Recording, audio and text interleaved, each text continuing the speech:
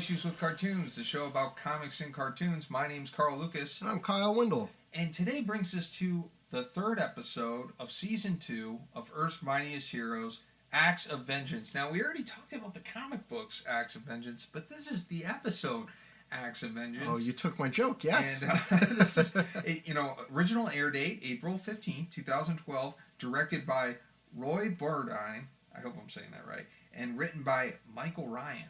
You know what's interesting about that date is Avengers the film would come out a month later, right? Wasn't that May of 2012? You're right. So yeah, you're right. Yeah, just to place this in time for us a little bit. I mean, it's just interesting knowing that while we're watching the rest of this season, the MCU is now beginning to coalesce around the Avengers as a brand. It's picking up, and Dark Knight's not the only superhero movie in town. Right. Well, there's a lot of comparisons between both of them at the time. Well, I remember because Dark Knight Rises came out that summer, right? Yeah. Like, that's what I mean. It was like a great summer. Great summer. Yeah, movies. It was a great summer. It was the year I graduated college. You mentioned we talked about Acts of Vengeance, the storyline at the end of season 1. So if you are new to the show, go back and listen to season 1 episodes 24, 25, and 26. The comic sections there do kind of we'll say the greatest hits of Acts of Vengeance as a crossover. Yeah, and you get our thoughts on crossovers, too. Yeah. Like, if you ever wanted to know what me and Kyle thought of comic book crossovers, that's there. Although, if you disagree, wait for the next episode, because after we talk in the first episode about how we don't like crossovers, or we have problems with crossovers, we then have to kind of walk back some of our feelings on them, because we actually really enjoyed a lot of the Acts of Vengeance crossover. Yeah, I know. I like a lot discussion. of the stuff we read in the back half, and if you don't like something about a comic, get on the internet and say what you don't like about that comic. Right. Not like us.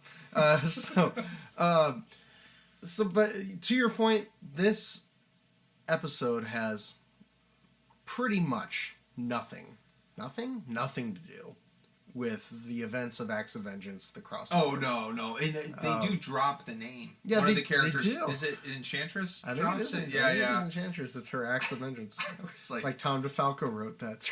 Yeah, it's like a very James Bond moment. Right. Tomorrow never dies. Right. You know what I mean? Right. We have to say the name of it. So, because of that did make picking the comic for the comic section a little tricky, but we'll talk about that at the end. We're going to talk about some fun stuff. Oh, it's going to be excited. fun. Yeah, I'm excited about the stuff you picked out for the end here. Well, I'll say we picked out because you had some contributions as well. There was some back and forth. The constant collaboration of Issues with Cartoons. That's right, in the best way. This opening was wild because it has Enchantress chasing Chemistro down an alley. He's always like one of the loser villains. He's such a loser villain. It's like a Big Lots villain.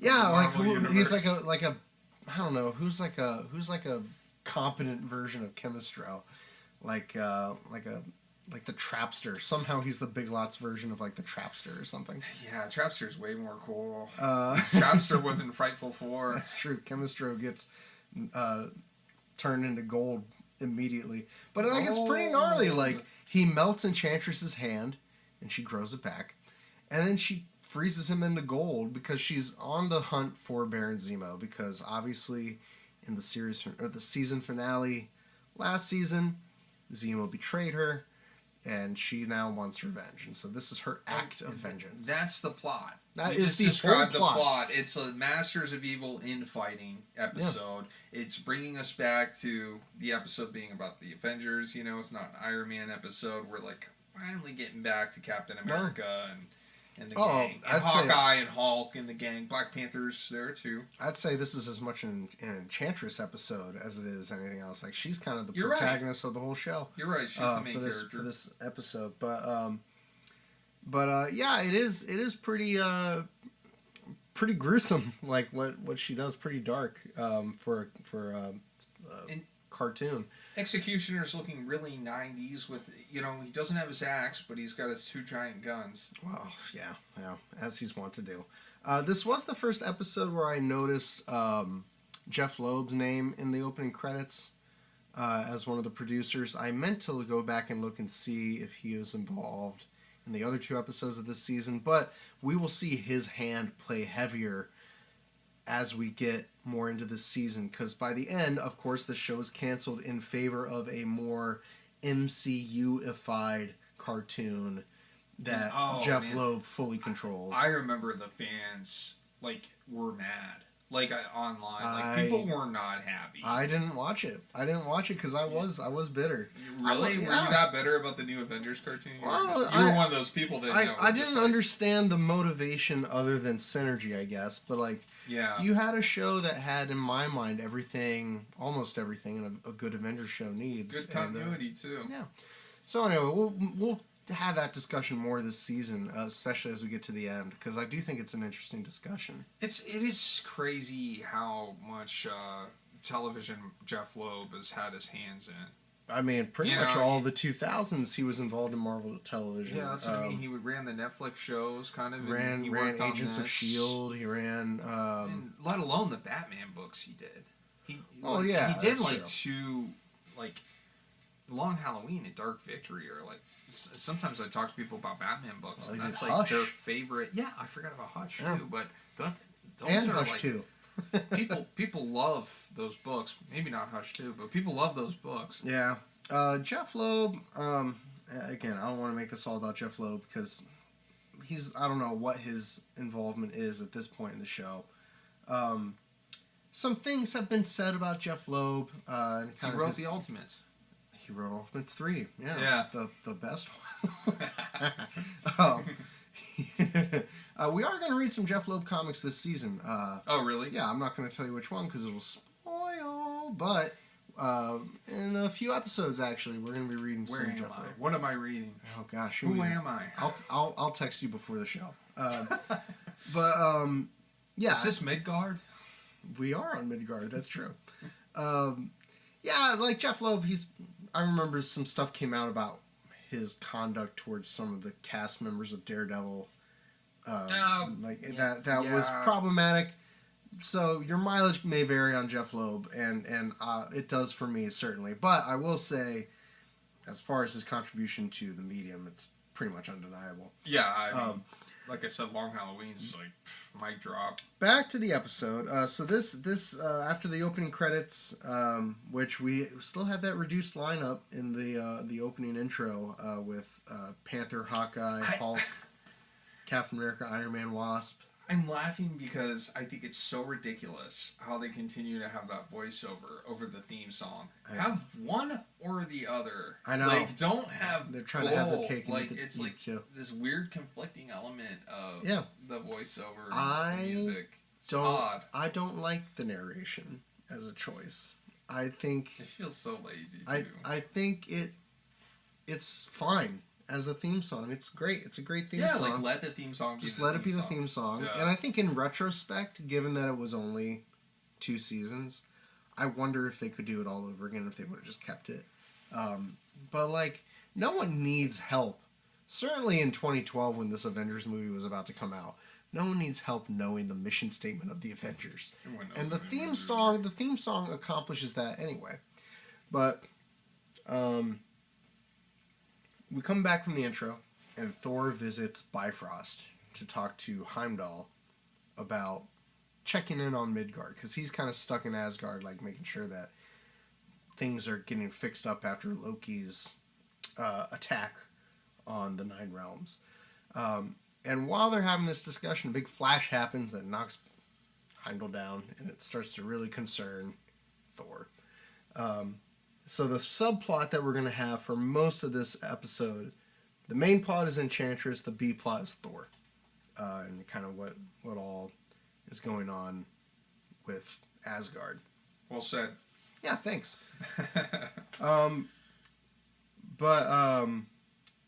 We have pretty much, after this, the Avengers are trying to also catch the Masters of Evil, obviously with maybe much kinder intentions. than Enchantress does. But when they come to corner, I forget who it is. Is it It's not. Oh, I'm blanking on who it is. Oh, it's Living Laser. So when they go to catch Living Laser, he's like permanently turned into a laser, which they kind of show in like a gruesome kind of way. Like there's some really like body horror kind of stuff happening in this episode, but his body's like elongated and stretched, and he's like blasting light. It's like Enchantress did this to him. Right. Enchantress is going around and picking off Masters of Evil. And she's a step ahead of the Avengers. And it's so funny because Hawkeye the whole time is like, great, makes my job easier, and has no remorse or any kind of empathy for what's happening to these guys. But that's his villainous nature, right? I mean, like Hawkeye has this duality to him. Yeah, he's a good guy, but he's kind of bad. Yeah, I mean he's a S.H.I.E.L.D. agent. Like he's been around the block. He's done some things. We get an Arnim Zola appearance, which I always love Arnim Zola, but I like how they animated his face. I kept looking at it, and it reminded me of like some of the monsters from Studio Ghibli or something like the whole. Sure, it does have like an anime kind of tinge to it. That's interesting. Yeah, like Spirited Away, like some of the spirits in that. I don't know, that flat face, that kind of flat, wide face. Yeah, I know what you're talking about. Maybe because I just watched it. I'm saying that. Yeah, I like rewatched some of those recently. Spirited Away and Kiki's Delivery Service are the only two Ghibli movies I've seen. Those are two of the best. They're both outstanding. They are. They're both like incredible. Yeah, I would add Princess Mononoke to your list. I want to see Princess Mononoke. Yes. I want to see My Friend Totoro. I want to see all of them. But just haven't yet. I'm missing like I think Whisper of the Heart, and I will have seen them all. Really? Sadly. Sadly. Listen, Miyazaki would be thrilled to hear that. Yeah, he hates robots too. That's why we love him. Yeah. Anyway. So after no, Miyazaki hates Zola. There we go. Yeah, bring it back. And you know what? And bring it back. And Zola's a Nazi, so he's a Nazi and a robot. We hate him twice.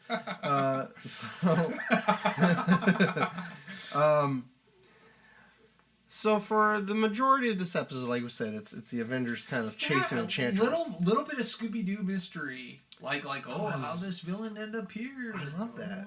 It's a little bit of Columbo too, because we kind of already know how. Yeah, we already know. Yeah, right. So it's a little bit of that. I love Columbo. I've only seen a little bit of Columbo too. I love Columbo. Columbo's great. One more thing. I don't know why, but there was one day where it was the first time I watched Columbo, and it was on streaming, so I had access to a lot of it. And I just sat and watched Columbo all day. That's great. I watched Columbo. Do you know who directed the pilot? No idea. Steven Spielberg. What? I'm pretty sure Steven Spielberg directed the pilot. Get out of here, really? Yeah, now that I said that, I'm doubting myself, but I'm almost positive it was Steven Spielberg. Really but basically, where this all leads is Enchantress is looking for Zemo, and then when we see Zemo, he's at Avengers Mansion, basically asking the Avengers for help. So sort of the enemy of my enemy is my friend, ? Kind of thing. But there's this really interesting moment where they all kind of have a discussion about whether or not Zemo should be trusted, and then they say, how we know that you're not going to betray us. And he's like, well, I need to make sure that you're not going to betray me either. And he says, if Captain America says that you'll protect me, then I'll believe you. And Captain America says, yep, we'll do it. But what do we know about Captain America this season? He is not. We just found out that he is a Skrull. He's a Skrull this time. He's a Skrull. Ultimate Cap is a Skrull, which honestly explains Ultimate Cap so much for me. But basically, the Avengers kind of split up into teams, and I think it's Iron Man and Wasp go and confront Enchantress and try to head her off. And then the Avengers the rest of the Avengers hunker down on the mansion to kind of Yeah, they split up into groups, and some of them go into space to fight Enchantress, and we get this cool scene with Crimson Dynamo fighting in space, which might be my favorite part of the episode. It was either that was either my favorite, or when Hulk just beats the crap out of Abomination. I enjoyed that too. And he gets one last hit in before they're like, "Wait, Zemo's not here to fight us." I like where Hulk smashed Executioner's guns. Yeah. And sent him flying, and then said something. He referenced the axe, but he threw Executioner across the room. That was satisfying. Oh yeah. Anytime Hulk beats the crap out of a bad guy, it's satisfying. Yeah, I do. Yeah, I love the Hulk. But basically, Tony, while he was in Asgard, figured out a way to nullify Asgardian magic, which is such a plot device. But he builds this machine to basically... But it makes sense, he made You're right, he had intimate knowledge of Asgardian Yeah, he would have had to make the magic Iron Man That's suit. True. Well, actually... when he made the Uru armor... Tales of Suspense... Give a number. 135. I don't think that number exists. No. But that's good. So that makes the joke funnier. So Zemo has a Norn stone that he's planning on using on Enchantress once Tony nullifies her magic. So that's the plan, is they're going to nullify the magic and then stop Enchantress and then save Zemo, presumably, is the whole deal. Save Zemo. Yeah. Gosh. Yeah. I've always liked Baron Zemo for situations like this, because if you ever read Kurt Busiek's Thunderbolts, or even some of the other Zemo appearances in Captain America, he does kind of have this duality to him where he's obviously a villain, but he has some kind of code of conduct where he's willing to be honorable, I guess, but he also just hates Captain America. So yeah, he can't get over it. Yeah, so you get some situations like this in the comics, but and we gotta talk about the big moment where Zemo. I want to say even almost this whole episode, Zemo notices something's off about Cap. Yeah, I think that's Zemo one of the reasons.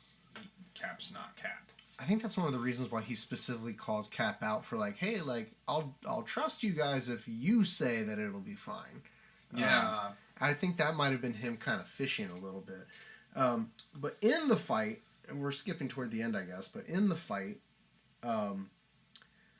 there's a rocket blast when, I think, who shoots the rocket? I think it's Crimson Dynamo. Crimson Dynamo shoots the rocket, and Cap glances the rocket off of his shield, and it hits the emitter, because obviously Zemo ends up double-crossing them. Because he's gonna kill Enchantress, and they don't want that to happen.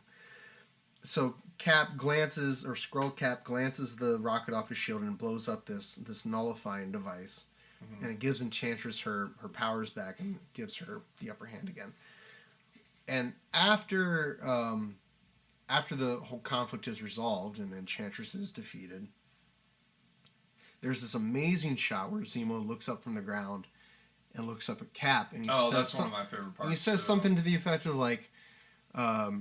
"You're not what I expected, Captain," or "You've changed, Captain." Yeah. And it zooms up, and Cap says, "You have no idea who I am." And in the background, you see his shadow cast on the wall, and it's the silhouette of a Skrull.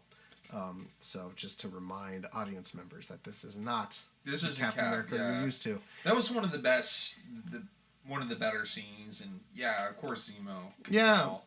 You know what I mean? And I don't know that we've had a whole lot of situations, I know it's only been 2 episodes, but where Captain America as a Skrull has been a problem in the plot.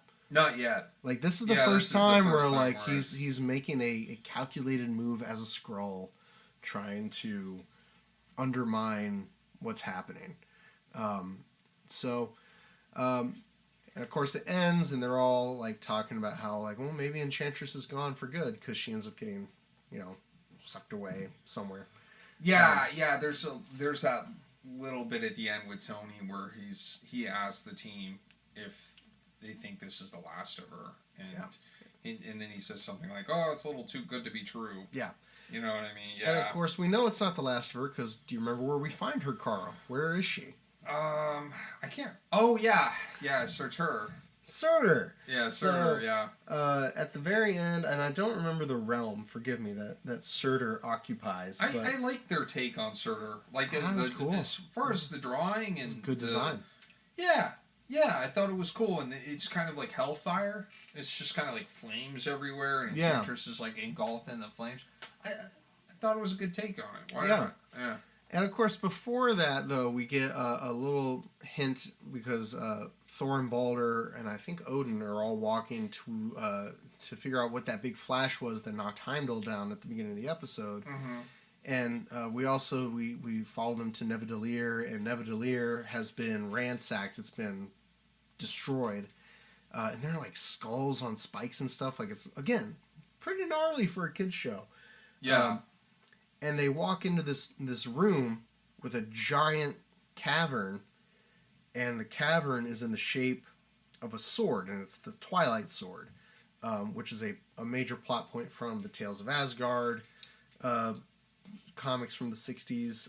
Aren't they after that sword? Yeah, and so it's a big like plot device. So that sword is now missing, which is their clue that Surtur is returning, and then we cut to Enchantress being in the grasp of Surtur. I haven't read as much Tales of Asgard as you, but just a few things I've read, so I've really enjoyed. It's so good, I love the lore. I love the we're adapting actual fables or stories from it in the Marvel universe. I think it's a lot of fun. It's so fun. Do, and we're going to talk about the first chapter of the Tales of Asgard in the second half of this show, actually. So I'm looking forward. I'll give you a little more context as I'm always eager to do. Because Kyle is our resident Thor expert. Oh, you are. It's like you know more of the Thor lore than me and Cap. I'd say, sure. I know Cap very well. I know Cap very well. Thor, I'm still learning, but I love everything I'm learning.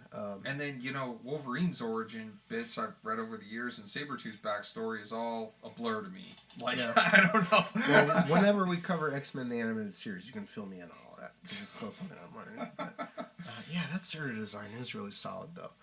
I think it's good. So we're kind of left at the end of this episode with the Masters of Evil have pretty much been defeated. They've been disassembled. They are now pretty much no longer a threat. Enchantress is now in the grasp of Surtur, so that we have that plot thread dangling there with the Twilight Sword somehow involved. And then we still have Skrull Cap kind of lurking in the shadows, waiting to make another move. My question is, where's original Cap? Well, where is that's what I mean. Because if we've had a Skrull Cap for a while, for 3 episodes. Yeah, it's been so most the last of the time we saw a regular Cap, he was zapped in his bedroom by Skrull Cap. Oh, really? That's in the season finale.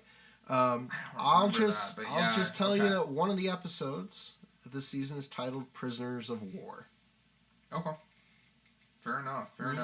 And then we're gonna jump ahead to our comic section. We're covering the first appearance of Hawkeye and Surtur. Yeah. So hang tight. We'll be right back.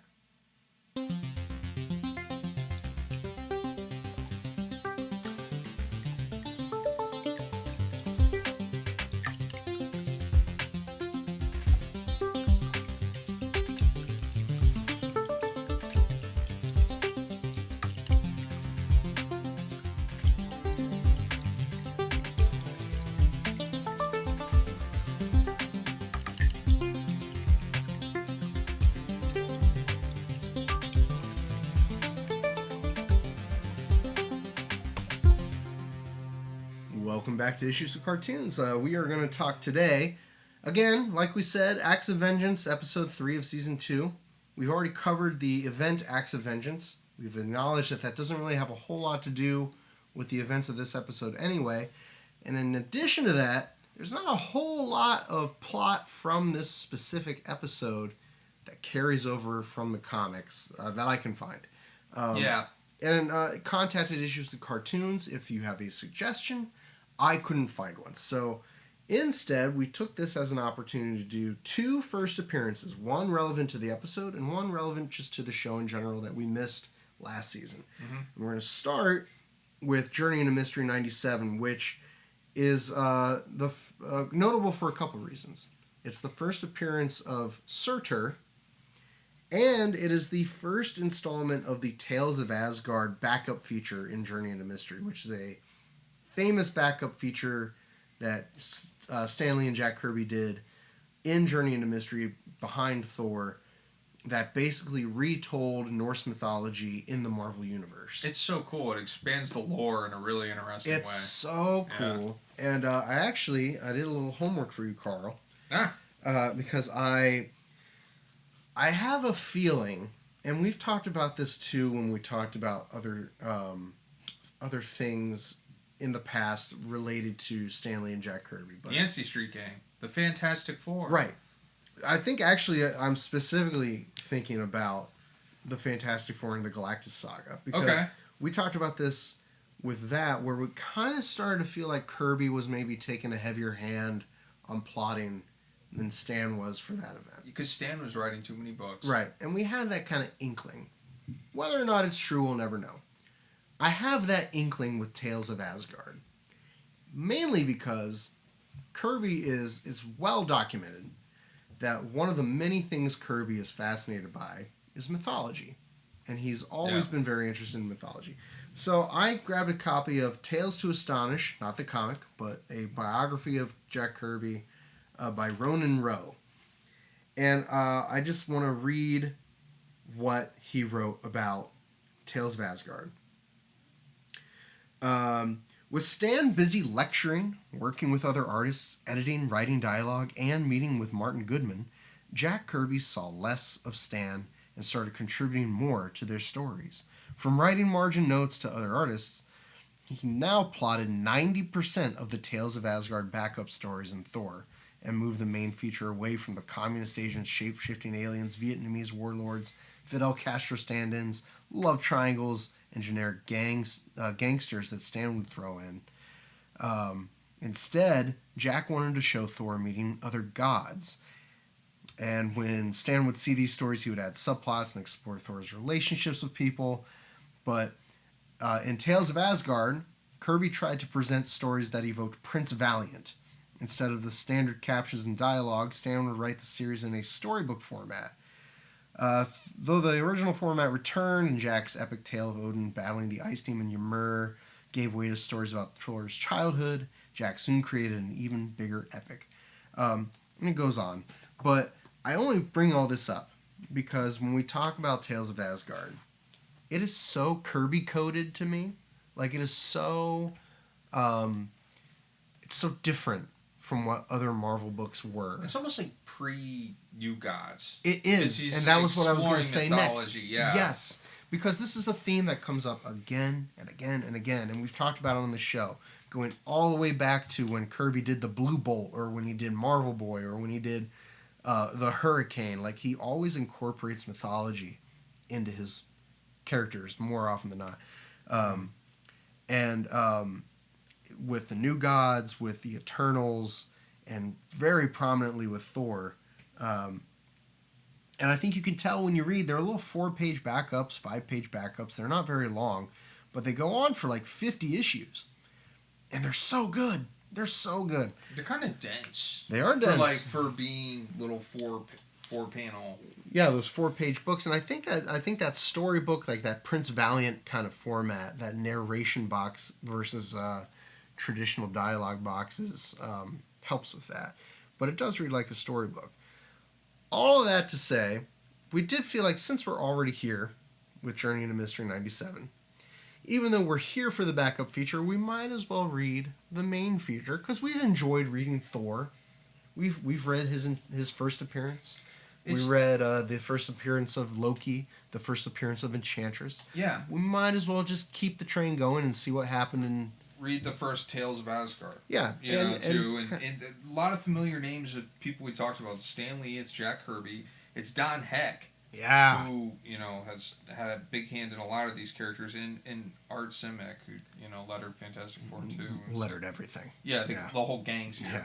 Basically, you know, like we've spent so much time just talking about those four. We really have, yeah. Yeah, they've really taken a lion's share of our conversation, for sure, when we talk about 60s books. So reading another book by them in this podcast isn't a bad thing. No. Like, it's just adding to the narrative. Interesting, though, like the Tales of Asgard B story, like the backup story, is attached to the Mighty Thor battles the Lava Man, which is like the A story. It's the main story. So I think this kind of contrasts like the Stan Lee kind of version of a Thor comic and a Jack Kirby version of a Thor comic. Because here it's like there's a lot of like soap opera elements. Yeah. There's stuff with like Thor just fighting a kind of a run-of-the-mill supervillain. The Lava Man. The Lava Man, which I think is referenced later in Avengers 5, but regardless. Tell me what you thought about the Lava Man story.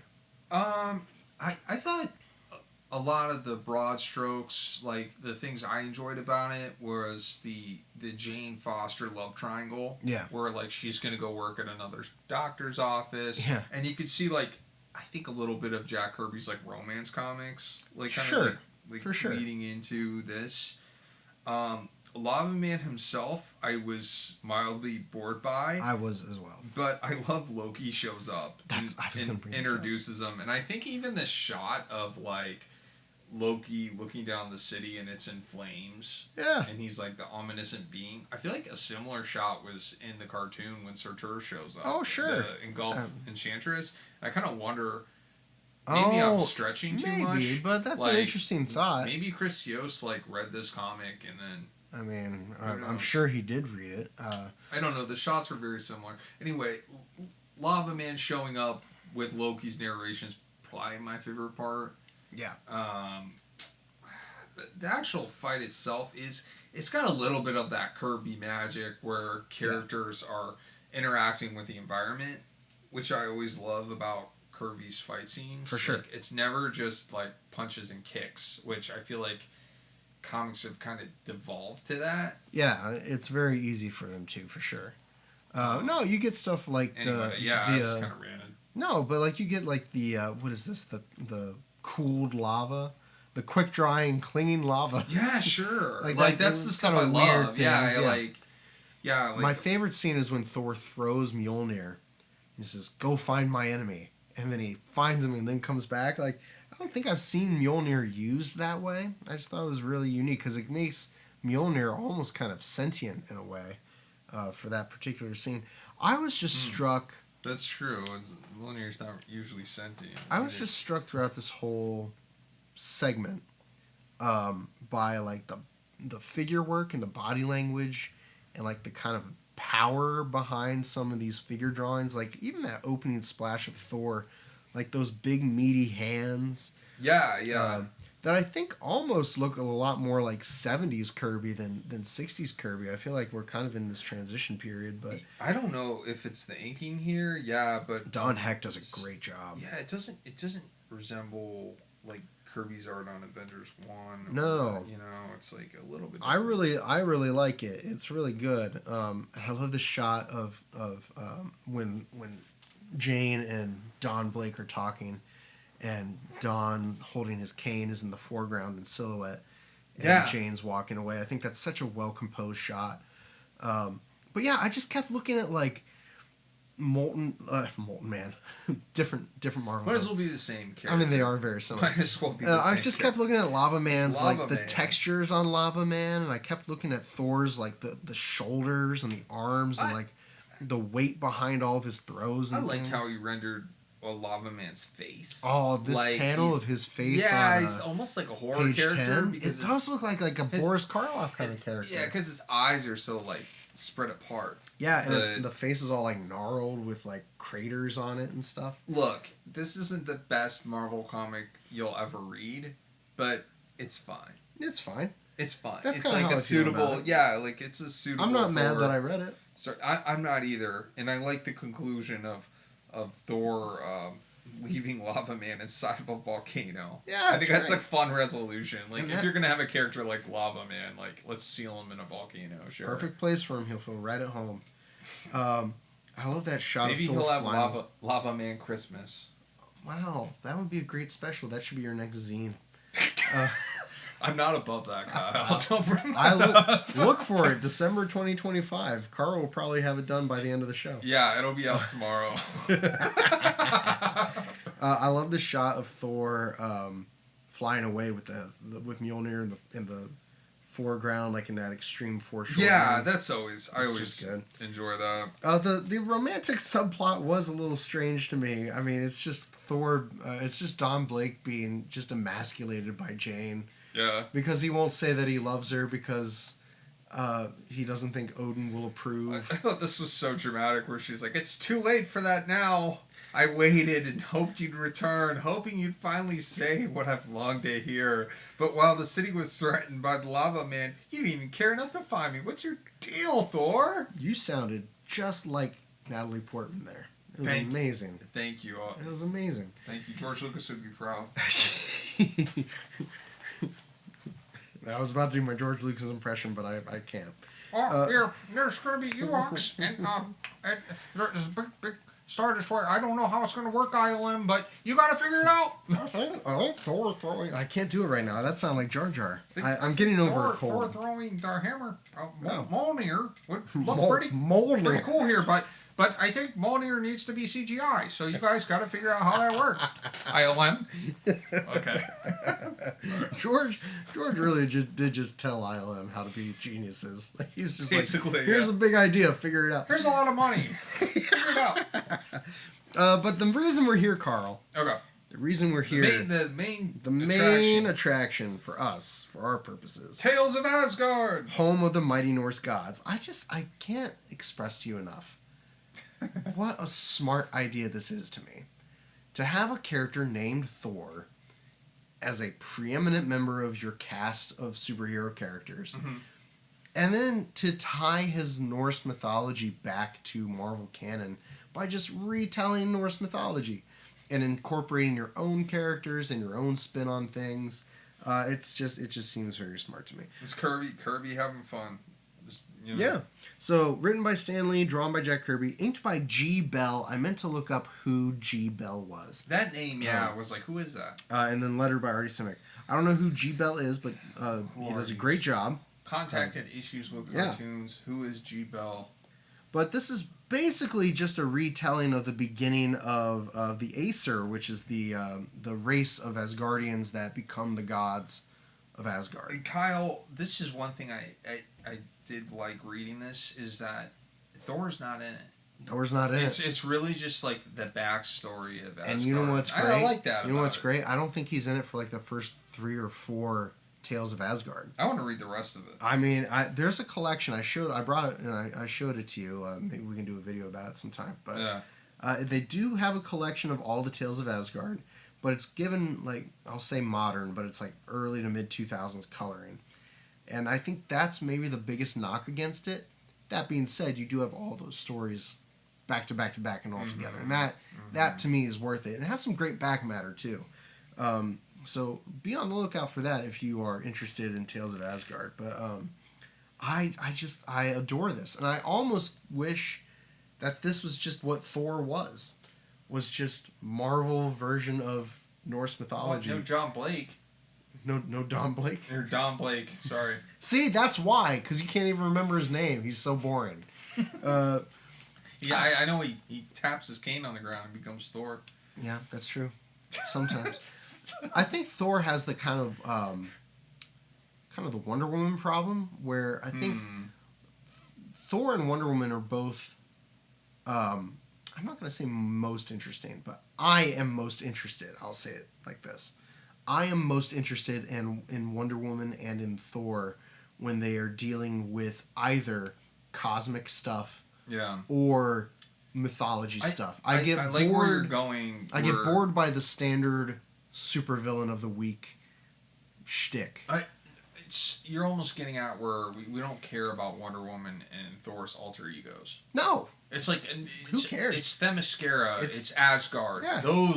That's what we care about. It's the fantasy element of it that is way more interesting. And I agree. And I think that's given a great chance to show itself off here, where like we come off of this kind of run of the mill supervillain of the week story.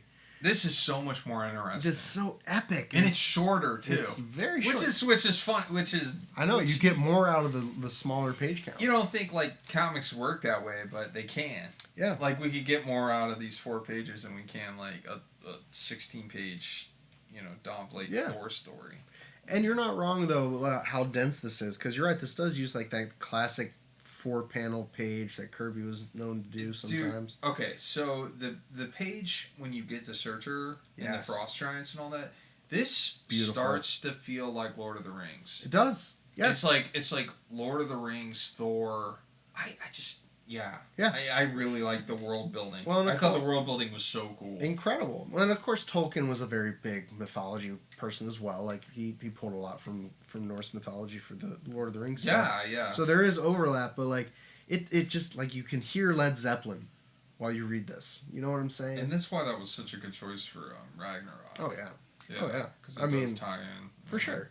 Oh, Led Zeppelin was all about Norse mythology and Tolkien and all that stuff. That's a good comparison. Yeah. But we get as much Surtur in this book as we do in the episode we covered. So in that way, they're fitting. Very similar. Which is fitting. What did you think? Compare the Surtur design we saw to the Surtur design here. I love the design here. Like I said, it feels like Lord of the Rings. It feels like Gollum. It does. It feels kind of impish. Like it feels kind of like not what I expected, because I'm used to the Walt Simonson Surtur. Yeah, they made him like way more muscular and stuff, but in this he does. That's why I said it feels like Lord of the Rings, and they talk about the well of life too. It's like this well that connects all the rivers, and it's underneath the world. But yeah, Surtur's design, like a lot of Marvel characters, the first time he shows up is not what he looks like later. You're right. Because they were obviously still iterating on stuff. Yeah, but that's comics. But this tells the story about how, like, in ancient times, the Norsemen would have all these adventures, and they were considered like some of the noblest, most heroic people of history, which I don't know if that's fair to say, but for the purposes of this story. And they talk about the Aesir appearing, fighting the Frost Giants, and they talk about the demon Surtur arising and the Well of Life. And then they talk about the rise of Ymir. Yeah, like the King Frost Giant. Yeah, and they talk about this magic cow. And then they talk about the appearance of Buri, who was kind of the progenitor of the gods. And he looks just like Kamandi.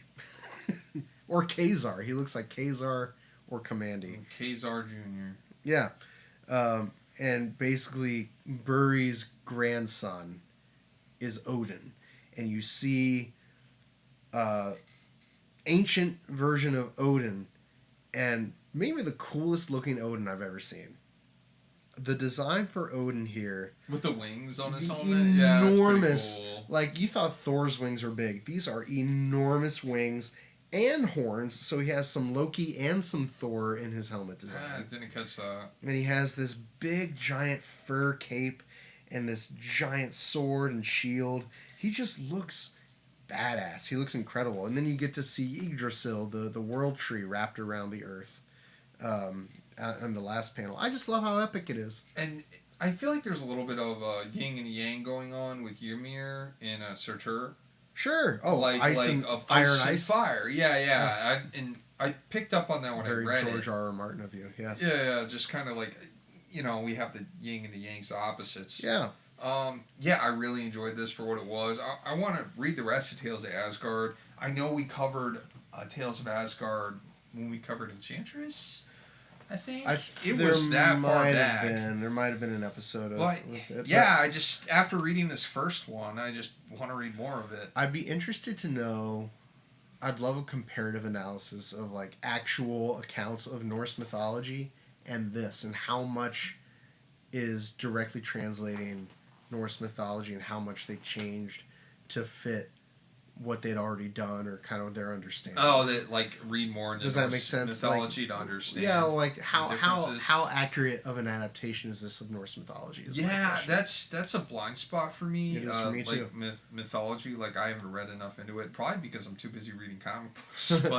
but yeah, I'm gonna leave this here because I might not remember it later, and I can always go back and listen to it. But I would love to do something like this with Final Arctic Fantasy. Oh like Like a little like backup. Yeah, like that would fit in great stuff. because it's like a mythic like thing and great place to dump some lore in an interesting way. Yeah. And this format's I love the 4 panels. Yeah. Like I said, I think I've talked about the 4 panels before. When we were talking about Fantastic Four, as like I feel like when Kirby's like running out of steam. Yeah. He uses it to fill up a page, but I think here it feels dense. This honestly, and I think Ronan Rowe calling it a storybook format or like a Prince Valiant format, I totally see that. And you could almost make each panel like a page in a Norse storybook, and it would read kind of like a retelling of Norse mythology as a storybook. So I think the 4 panels affords you that chance to get really dense in the captions and in the actual prose, which I like. All right, and then any more on this? No, I'll lend you my copy of the Tales of Asgard collection, and as long as you can stomach the coloring, you can read through it. Kyle came over and just did a big rant about like the 2000s. It's like 2004 coloring. I don't know what year it was. Around the same time the JMS Thor run, because Olivier Coipel did the cover, and it's a gorgeous cover, and the coloring looks great on modern art, but when you start putting it on the open lines of guys like Kirby, and you start substituting those CMYKs for a bunch of grays and browns, it looks less than what I would like it to look. I also have you're basically just saying like the flats are superior. I prefer flats digital, for classic comic book art. I think the style, the openness of the line. This is a whole different discussion. But why not? Let's go. The openness of the line art of a guy like Kirby, who when guys like G. Bell or Don Heck are inking him are accounting for the lighting, right? Mm-hmm. That's why they ink the way they do, because they know it's going to be with flat color. When you put that with other light sources, sculpted light sources and coloring, and then again the palette being so muddy, I don't think it looks as good. They're almost inventing light sources that Kirby didn't intend. Right. And I'm sure if I were to analyze it, I'm sure I'm not going to name the colors because I don't want to be disparaging. But I'm sure any more disparaging. I'm sure he did a good job of trying to find light sources and make it match the line work as best he could. But I just think my 2 biggest gripes are the sculpting and the palette. And I think we're not here to throw creators under the bus. We're here to spread our love of comics. Very few creators will I throw under the bus. Yeah, there hasn't been a lot of that on this show. No. Like we're all for empowering creators. That being said, I do have a collection from the 80s with a Walt Simonson cover. And it doesn't collect all the Tales of Asgard, but it collects like one of the storylines, and it's on newsprint, and it's got the classic coloring, and it is gorgeous. And I wish they would just do all of it like that. Yeah. But they won't because they don't like newsprint anymore. That is all I had to say about Tales of Asgard. Okay, we can move on.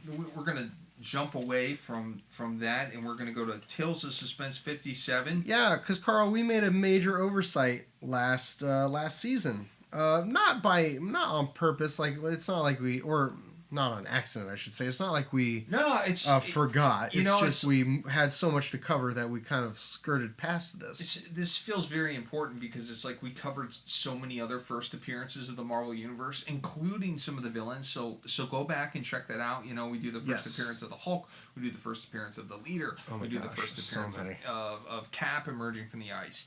and the first appearance of Cap, and the first appearance of the Red Skull, and the first appearance of Thor, and the first appearance of Loki, and the first appearance of Ant-Man, and the first appearance of Wasp. We talked about there's so much Enchantress. stuff. Yeah, we talked about so much, and there's still more we could have covered. Yeah, but this is a big missing puzzle piece. It is, and so since we didn't have any other issues to really talk about related to this episode, we thought this was the perfect opportunity. Carl realized this is the perfect opportunity to amend this. I won't say oversight, but I'll say negligence. Give us some credit.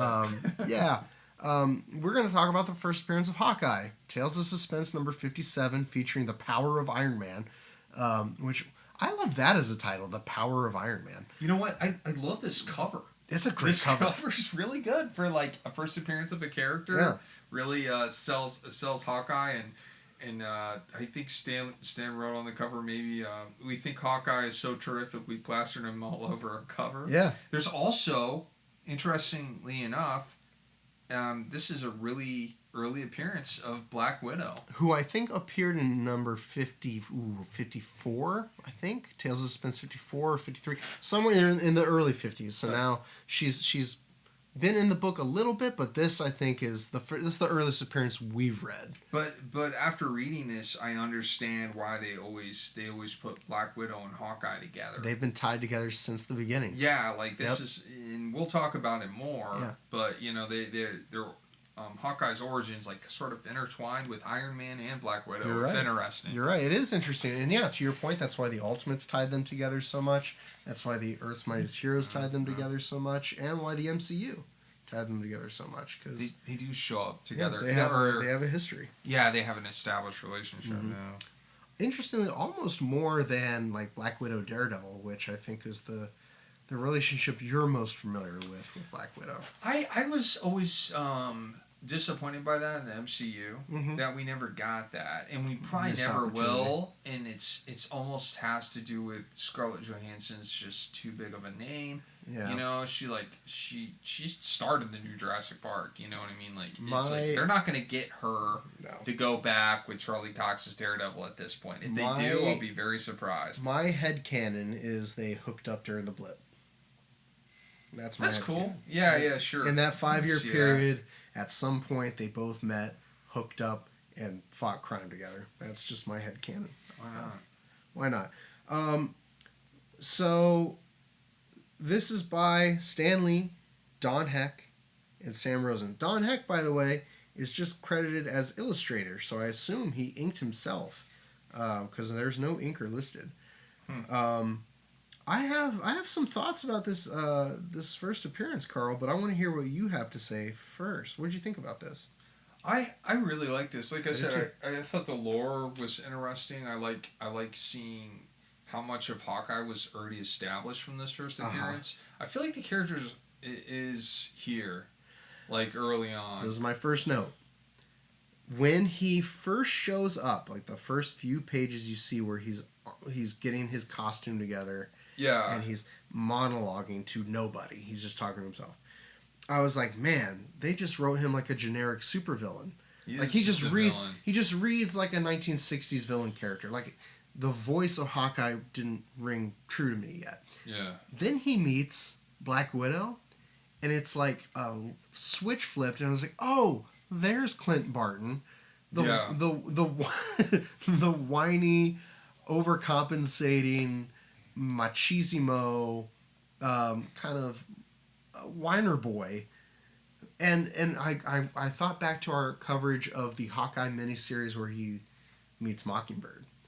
And how we kind of made fun of how he's a man boy, acted like a man baby. Yeah. And I think he's a man baby here. So honestly, Mark Gruenwald was just writing an accurate Hawkeye.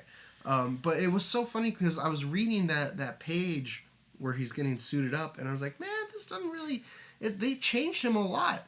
And then I no kidding, from the moment he meets Natasha onward, the voice was there. Yeah, he's kind of a man baby towards he's immature towards Black Widow because he's like she's the only woman I love. I know. Yeah, after meeting her for like two panels, he's ready to just do Black Widow's every whim. He's ready to just like bend over for her. I mean, honestly, and again, thinking about how he had thinking about that miniseries again, where he knew Mockingbird for like a day, and then they got married by the end of the miniseries. He's just totally like he loves him fast, you know.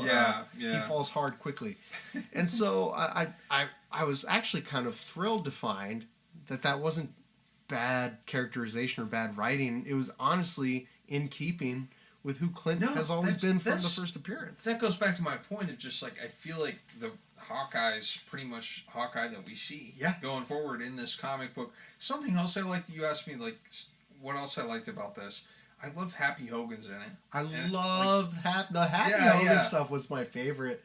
Really? Non-Hawkeye stuff. All the non-Hawkeye stuff. And Pepper Potts too. It's like like the sad sack Happy Hogan. Yeah, like I hope I get a moment with Pepper. There was like that scene where he gets a date. He gets a date and he still looks sad. I'm like, oh, now I get why they call him Happy. It's a joke.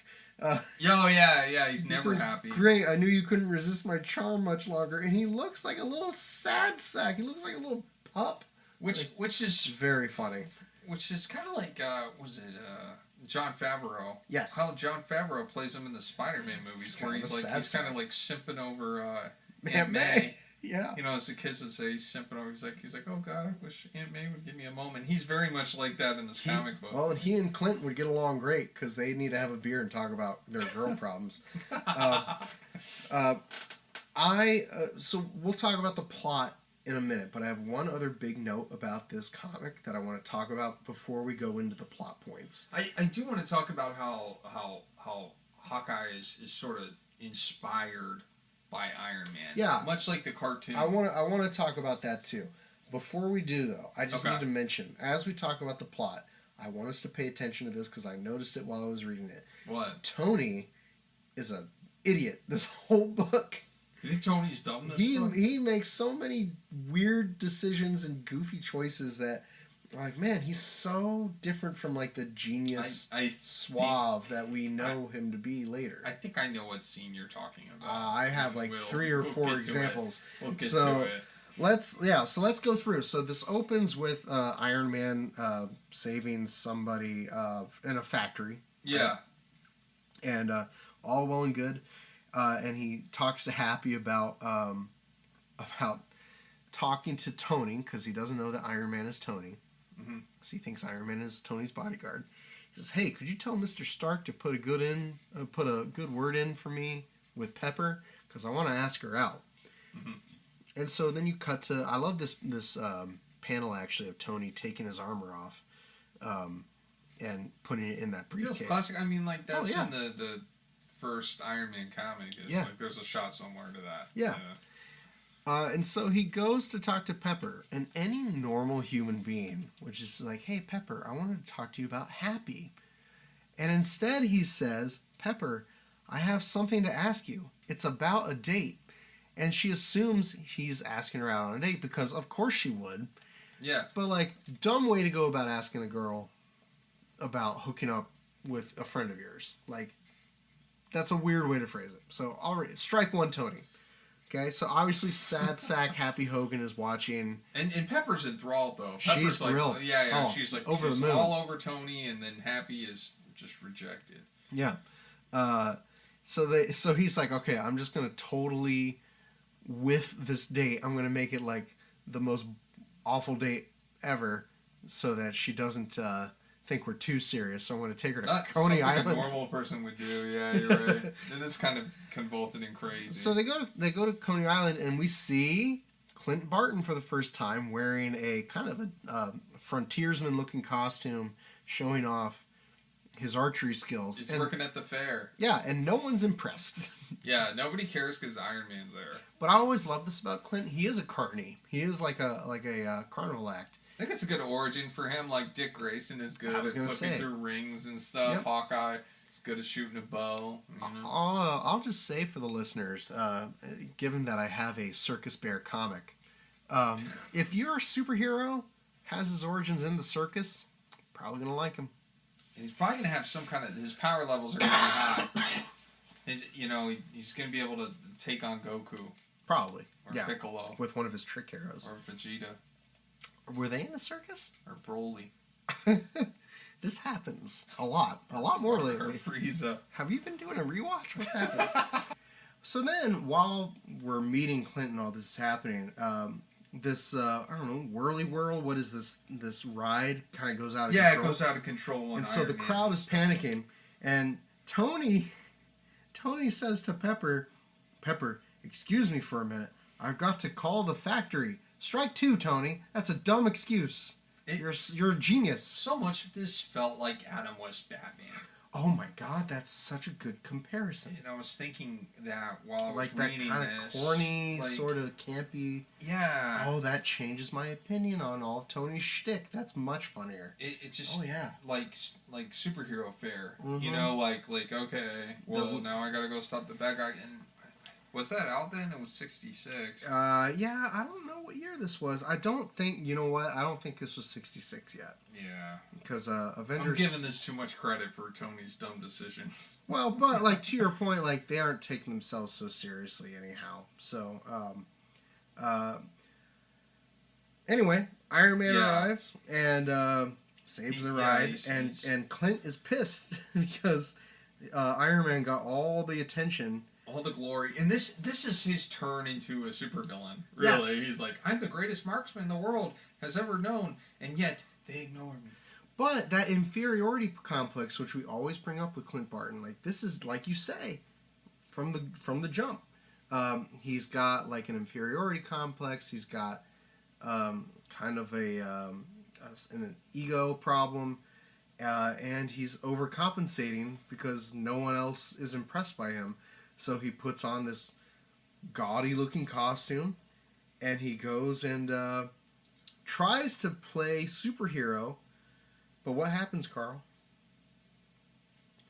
He goes and tries to stop a bank robbery or a jewelry store robbery. Yeah, and he's afraid he might get blamed for it. Yeah, so the robber gets away and drops the stuff, and when Hawkeye bends down to look at what it is, what the guy left behind, the cops show up. And so it's like a misunderstanding that kind of leads him to be a villain. I thought this scene, though, was so interesting because it shows that duality of Hawkeye has always been there since the beginning. And I always thought it was something like, okay, he was a villain on Thunderbolts for a while, and then he became a hero. It's like, no, like this character's always had this side of where he's a hero, but he's also a villain. So the story about the Thunderbolts isn't necessarily him being a villain. This actually took place... Oh, Thunderbolts is his redemption. Yeah, so he saw these villains trying to redeem themselves, and he's like, oh, been there. Let me go and help them redeem themselves. Yeah. And I'll be like their coach, their leader. Yeah. And then he goes and joins the Thunderbolts. But my point is he's good and bad. Yes. Yeah, he's gray. Yes. It's kind of a gray area. Because now he's getting chased by the cops, but he runs into Black Widow when he falls in love. Yeah, yeah, and like I said, like it's really from the moment he sees her, I just notice a change in the dialogue where I'm like, okay, I've read this Clint Barton my whole life, where he's trying to be charming but sucks at it, and he is kind of showboating and being like flirty and everything. It's very in keeping with my understanding of who Clint Barton is. And I love it. I think it's great. At the end of that sequence, we get a little 3-panel sequence of Tony kind of trying to figure out what to do about Pepper. And he's in the factory, and he's saying, okay, I'm going to go talk to Pepper. And he says, oh, I almost forgot. I can't see her when I'm still in my armor. Yeah, he's that just was so dumb. Like strike 3, Tony, but I think there's even a 4th strike coming if I remember right. But yeah, he's just very absent-minded. He's presented as being just kind of like, I don't know. It's just very interesting to me. He's just letting the plot happen. He's like just doing things because things need to happen in the story, not because they make sense. Yes, and it's like a weird gag to throw in. So ultimately, Hawkeye confronts, he attacks I think it's an armored van or a bank vault or something. They barely show it. They show like the side of it in a panel. Yeah. You know, I don't even think they tell you what it is. But it's basically to draw Iron Man out. And so we get our Hawkeye Iron Man fight, which we all knew was gonna happen. I love this drawing of Iron Man getting hit by the arrows, like where he's kind of crouched down. Oh yeah. I think it's some really good figure work by Don Heck. This is the part I thought was dumb. Okay, I was gonna say this. Talk about it. Yeah. So he gets hit with this chemical that like melts some of his armor. Oxidizes it, rusts his armor. Yeah, it's the rusting arrows. He doesn't have a way to stop rust. Just so Adam West Batman, like almost like bat repellent bat spray or something, or shark repellent. I'm gonna read this all in Adam West voice now. That's so great. I love that. Yeah, it's just crazy. But Iron Man's just like, so his armor's starting to rust from this arrow. And Iron Man's just like, oh, you know what? Let me just throw bits of my armor all over the ground real quick. Oh, it's so dumb. And then, and this is Strike 4. This is the moment I was talking about. When he tries to get dressed after Hawkeye leaves, he's like, oh, I can't find my boot. I have to wait until everyone's gone until I can go out and find my boot. Like, it's just dumb. It's so weird. He has extra Iron Man suits stored throughout the factory. Yeah. That he has access to, that he can just. But he's missing a boot. It's just like they needed to fill the panels, I guess. I don't understand. I don't really understand. But Hawkeye, I do like that Hawkeye steals parts of the Iron Man costume to apply to his armor. Yeah. Yeah. He's a lot more gadgety than I think we normally think of Clint Barton, where he's like actually like assembling these arrows himself and studying them, and he's in his villain era. Yeah, you kind of wonder why he's in a carnival instead of like working for a tech company or something. But he should be working for Kingpin. Yeah. Fisktronics. He should be working for Fisktronics. Instead, he's working for some commie that he just met. Yeah, those commies.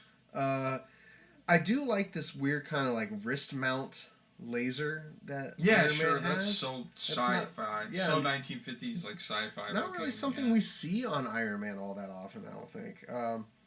Fires just this little like rope arrow again, like just kind of it's so gimmicky, but I do love it. I also think this where he bends the wooden post and flings him into the water. I like that. It's so Looney Tunes. It's so cartoony. I was about to say that is like not even superhero combat. It is like something out of a, like you just said it. Like it's ridiculous. It is. The physics are ridiculous, and I appreciate that about it. It's like Chuck Jones. Yeah, Chuck Jones. Hawkeye wakes up and he. I love this page. This is one of my favorite pages, actually. I think Clint's face looks great. Oh yeah. And one of my favorite tropes in superhero comics is the cutaway, like the cross section that you get of different gadgets and headquarters and vehicles and stuff. Oh, like showing inside of it. And you get the little cross cut of his demolition arrow. He's like, wait, I got one more trick up my sleeve. It looks cool. And then the next page where it glances off of Iron Man and it's that bright yellow figure with a red background. I just think it looks great. I love this Stanley caption. He's like, but Hawkeye is wrong. There is one thing that can save Iron Man, and that is the protective of the strongest, most skillfully made flexible iron armor in existence, tempered to the highest degree of resiliency ever attained by any metal. That was spot on. That was really good. And although the demolition blast ricochets harmlessly off the shoulder of the Golden Avenger, keep going. A tremendous impact is hurled away in another direction, right towards the startled Madame Natasha, before she can save herself. What now, true believers? Enough said. That was fantastic. Okay, that's my stand. I have to say, it is funny that a demolition arrow is less effective than an oxidizing rust arrow against Iron Man. That caption was the most Stan Lee thing in the world. Stan was like, well, I'm on my lunch break. I have the time. Yeah. I'm going to go ahead and write the hell out of it. He just ate lunch. He was like cracked his knuckles and he was like, I got one in me, Marvel. I got one in me, Harry Marvel. I don't like ragging on anybody. I was a little surprised by this tangent on the panel with Iron Man leading into the panel with Natasha, because it does look like one continuous ray. I didn't catch that, but you're right. It does look like one continuous ray. You know, we're not all perfect. It's okay. I do it all the time. So anyway, Hawkeye sees Natasha get hit. She gets affected by the blast. And he's freaking out. He's freaking out because he's afraid she's going to die. What have I done? The woman I love. She has to live. She has to be mine. This is so possessive. Yeah, it's She's the only one I've ever loved. So sad and pathetic. Yeah. But again, I go back to that Hawkeye miniseries, and we made fun of that plot point. But that's so been much. a character trait. It's yeah. in character, so I really can't. Apologies to Mark Grunwald. You were doing your job perfectly. And then this is the most comic booky ending in the world. Okay, so he scurries off with a communist, and then Iron Man stares into the distance, and he's just like, "I can't pursue. There's too much fog." It's so funny. That's what I mean. This is like an Adam West Batman episode. That is because the it's just so strongest comical. analysis I could give this. That's such a good call. I love the figure work. I love the art on this page. Yeah, but sure. the plot of it is ridiculous. It's fun. They were obviously running out of pages, and just had to come up with an ending. But I really enjoyed this. I thought it was and you know what? I think I enjoy it more after you compare it to Adam West, because I love Adam West. Yeah. I love 60s Batman. That 60s camp. I thought this was fun. And like to go and kind of complete our Avengers. Yeah, there are really only a handful of classic Avengers who we haven't talked about the first appearance of. So I'm glad that we can say Hawkeye. I think of the main lineup in the show, we've talked about everybody now. Yeah, we did Giant Man and Wasp. We did Giant Man, we did Wasp, we did Black Panther, we did Hulk, Thor, Iron Man, Captain America. Yeah, so covered all of our bases. Did we do Black Widow first appearance? No, we did not. Maybe that could be if we have another lull in the schedule, which there are a few holes in the schedule at this moment. We may try to squeeze her in before we're done covering this show. Yeah. So, what did you think of this overall? What's your overall? Oh, I love Hawkeye. I love Hawkeye. Yeah. I give this 4 out of 5 stars. I really enjoyed it. Yeah, not even like the greatest Marvel comic you'll read. But I solid would say 3.5, 4 stars. It's essential. It's essential. Like if you want to do your first appearances, like especially of Avengers, yeah, I'd say it's definitely, and it's fun. Like it's an interesting conceit to have a character who's just jealous of the hero, tries to be your hero, and through circumstances ends up becoming a villain. You're right. And then falls into a redemption arc, and I really like that about it. I've always loved Hawkeye. I think this just makes me like him more. All right, so that's all our coverage for comics. Carl, what do you want to plug? There is www.carllucasdraws.com. There you can join my mailing list. Maybe by the time this comes out, I'll have updated Captain Devil, and I have new Captain Devil zines, and I have a new Shogun Bear book hot off the presses. So. Yeah, Shogun Bear fights all monsters. That's great. Yeah, excited. You have a pin-up in it. I do. Brandon Mullins has a pin-up in it. Mel Seeley has a pin-up in it. J.M. Hunter's got a pin-up in it. Shandu, Tinity. Raw has one. Yeah, Raw one has one as well. So it's like the whole gang's in it. All of our art buddies, are represented. Great back matter too that has like some callbacks to the '60s Kirby bios that he would put in the back of like Fantastic Four comics. It's a good collection, and the art in the whole book is great too. I'm going to be reading it this week because I just got my contributor copy, so I will be finally after seeing. Pretty much from soup to nuts. See the whole process. I got to see the whole process, and now I get to finally enjoy the fruits of your labor that I've got to witness all over the last several months. Kyle, I'll just say this while we're here. You know, Kyle would come over, and I'd be like, "Hey, I'm working on this now. Hey, I'm at this part of it. Yeah. You know, really, whole step of the way. Like, hey, I'm inking this. I'm inking that. I legit, other than like the initial writing. I got to see pretty much every other step of the process. So, really gratifying for me as a spectator to finally see the finished product. And I'm sure for you, having worked on it for over 2 years, to finally have it. It felt like this weird boulder on my back that I finally have like the boulder off my back and I could like go do other stuff. But yeah, I'm really proud of it. I'm really happy with it. Holding it in my hand, like that 144 pages, you have to understand, you don't often have a small press 144 page book to hold in your hand. So it's cool to hold a book like that from a singular voice that was just kind of made as a small press publication. So go to carllucasdraws.com and get your copy and get on that mailing list so that you stay up to date on all of his other offerings. In the meantime, you can go to ko-fi.com/kylewindle, where you can find, at this point, digital downloads. I'll maybe work on getting physical copies, but you can get digital copies of Cornelius Armstrong, my Circus Bear comic, Thunder Duck, my superhero duck comic, and Mad Science Rejects, which is my sci-fi misfit adventure comic. They're all great. The illustration's great on all. Thank you, kind sir. I am in the midst of preparing another Ashcan single issue for a larger, I'll call it graphic novella, called Savage Tales of the Dinosaurs, which is basically what if Conan the Barbarian was a dinosaur and it lived in a dinosaur world.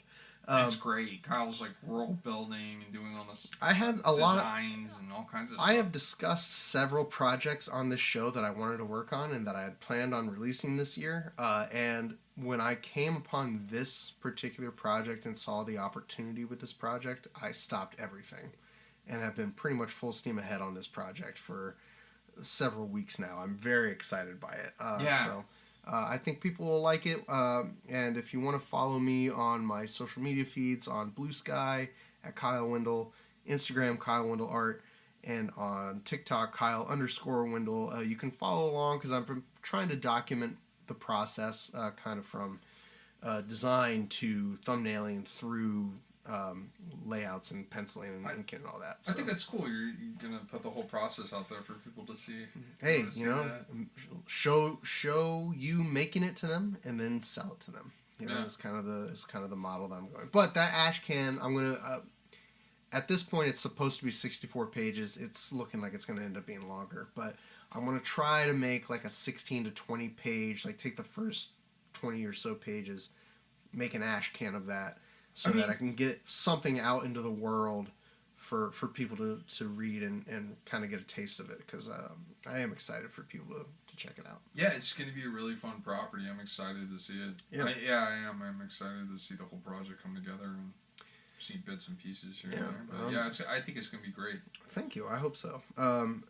Issues with Cartoons is also on Bluesky. We're on TikTok. We're on Threads. We're on Instagram. Is that it? Yeah, I think so. YouTube and Spotify. Rate and review us, please. Contact at IssuesWithCartoons.com is our email. So if you have any requests or questions, or if there's a comic that should have gone with this episode that I missed, send it to me. We won't cover it probably, but I'll read it. Is there something Avengers, we haven't covered? Yeah. That you think's important? Yeah. But other than that, more issues to come. Stay tuned.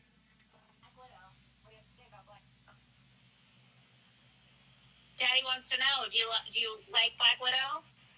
What is she like? She likes smoothies. I think that's the consensus.